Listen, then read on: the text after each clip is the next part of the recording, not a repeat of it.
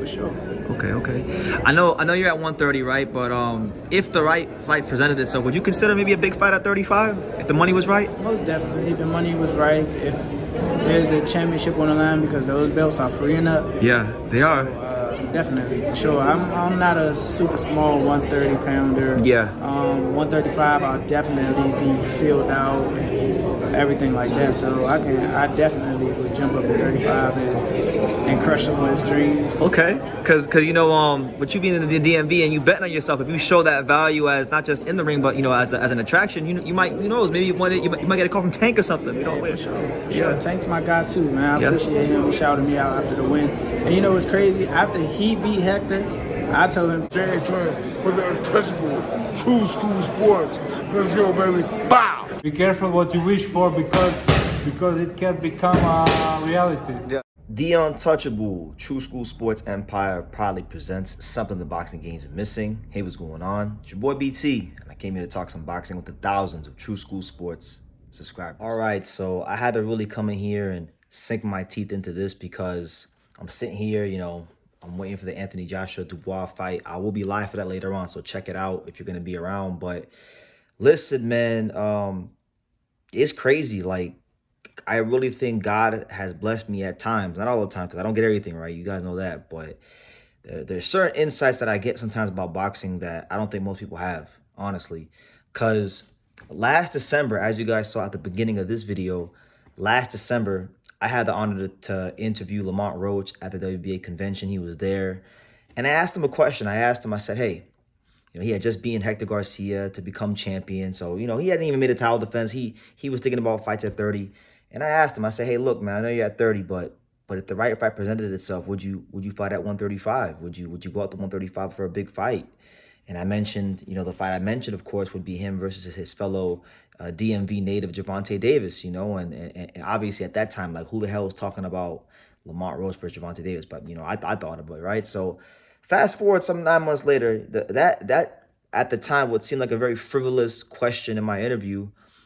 Now it's a very much a reality because it's been reported by a number of news outlets that Lamont Roach has emerged as the front runner for Gervonta Davis's next fight to be his next opponent. Now, it's not finalized yet, but it's just crazy because I always foreseen this, even going back to last year, as a possibility. Why?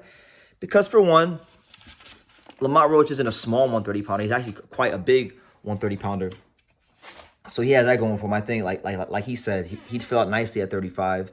You also have the fact that, let's be honest and let's face it, you know, I got a lot of love for people at PBC, like people that work for them, a lot of good people that work for PBC, but their whole MO when it comes to matching Tank all these years, for the most part, has been a lot of the times picking on guys from smaller weight classes. And then, you know, it don't matter if you can pick any part of his career. You can start early from Hugo Ruiz and Jesus Cuellar, or you can do as recent as Hector Garcia. It's just something they've always done. It's part of, you know, helping Tank keep his knockout streak up and keep the aura of him being the best fighter around these weights.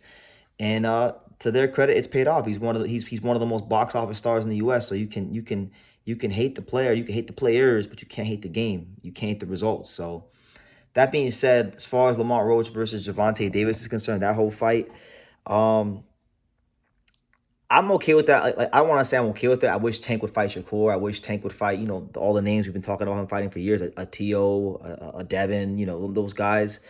But as long as that fight's not in Vegas, then I'm not gonna say it's okay, but it's doable. You know, do your thing, right? Because that's a DMV fight. That's not a Las Vegas fight.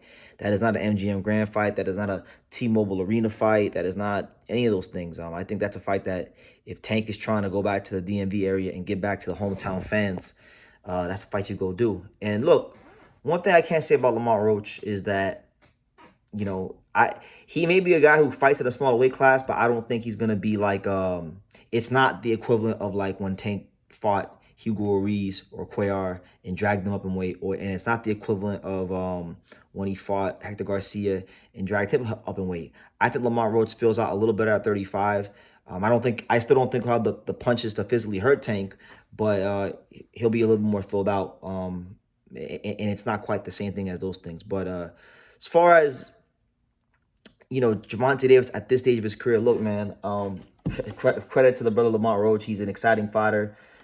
He's a guy that's not afraid to fight in the pocket. He's the guy that's not afraid to go to the power and go look for the smoke. And I wouldn't be surprised if that's the kind of fight we get. And it could be a very short fight. It could be a long fight. It could be a really interesting night at the office for Tank. But my thing with this, and I gotta just call a spade a spade. I'm a big Gervonta Davis fan. I love watching Gervonta Davis fight, and I've had a lot of great moments covering his career, going to his media days, asking him questions and things like that. And so I do got a soft spot for Gervonta Davis, but he's gonna be 30 years old in less than 2 months, and he's beaten some good fighters. Like, I won't say he hasn't beaten some good fighters, but this is a guy that is praised as a lot more than just good. And I think if we all could be honest with ourselves, whether we love Tank or hate Tank, his skill set, his punching power, his boxing IQ, he is definitely a lot better than good. And I think his opponents should start reflecting that of somebody who is a lot better than good. I'm getting tired of him fighting, these guys that we know he's going to beat. I'm getting tired of him fighting, these guys that maybe accomplished fighters, but accomplished fighters from lower weight divisions. So, I mean, look, at least we'll get to see him Tank fight 2 times in a year. That's the encouraging part about it. A lot of guys don't even fight 2 times a year anymore. So, he's going to fulfill his fighting 2 times a year quota. Good for him. But, to come 2025, like, look, Shakur Stevenson's got a surgery right now. He's got a 2-fight contract in Matchroom. His next fight probably Williams Zepeda, and then he'll probably do another fight. By the end of next year, we got to see Gervonta Davis for Shakur Stevenson, because it's getting ridiculous. It's getting ridiculous. They need to fight each other. We need to know who's the best before one of them, F's around and, is not in their prime anymore or loses. Or we got to see him against Devin, who he's always tweeting at. We got to see him against somebody, man. Somebody that with a big name that's an A-level fighter, because with all respects to brother Lamont Roach, I got a lot of respect for Lamont Roach and his career and how it's played out. But he's not a 135-pounder. He may be a little bit more filled out than some of the guys that Tank has dragged up in the past, but he's not a 135-pounder. And I'm sure he'll go in there. I'm sure he'll give it the best he's got, and we'll see if he can come out victorious. You never know what could happen in boxing. The crazier things have happened.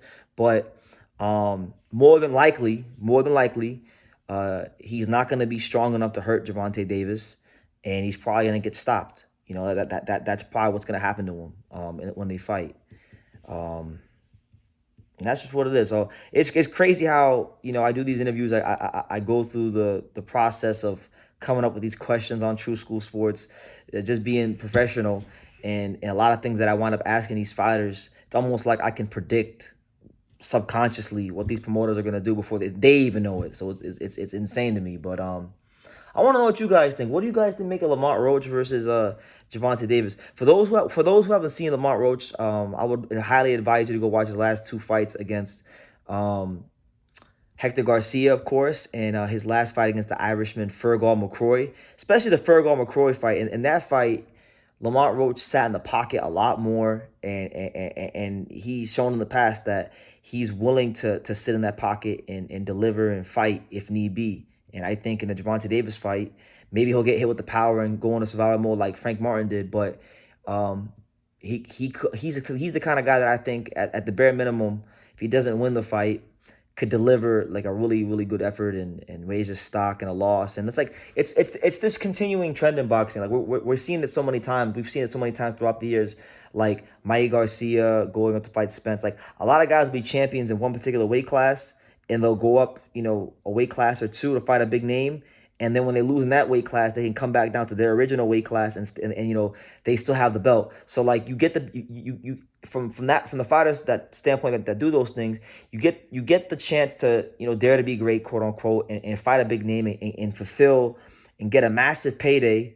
And then should you lose, you still have the luxury to come back down. It's like you didn't lose anything. You still have your title, but you gained a bunch of money in the process and probably a bunch of fanfare in the process and a bunch more attention and your profile being enhanced in the process. So I get that move from a business standpoint, but I'm talking as a boxing fan. I would like to see Lamont Roach, fight the guys in his weight class, fight the champions, fight the Otar Arenosians and guys like that need title shots. And I want Tank to finally, be in a real big blockbuster fight against someone that is looked at to be of the same caliber as him, like a Shakur Stevenson. He's about to be 30 years old, guys. Like, time has gone by. Tank is in a whole another decade. He's in a whole another mental space. So that's how I feel about it. I want to know what you guys think. What do you guys make of Gervonta Davis allegedly now supposedly going to be fighting Lamont Roach? Leave your comments down below. Make sure you guys take the time to subscribe. And like I say in every single one of these videos, you can love me or you can hate me, but I'm just a kid from Daniel. So until next time, take care, guys. Thank you for watching another video on the untouchable True School Sports Empire. I'm at the Boxing Hall of Fame out here in Canterfield, New York. And for more great boxing content just like this video, make sure you click and subscribe right over here.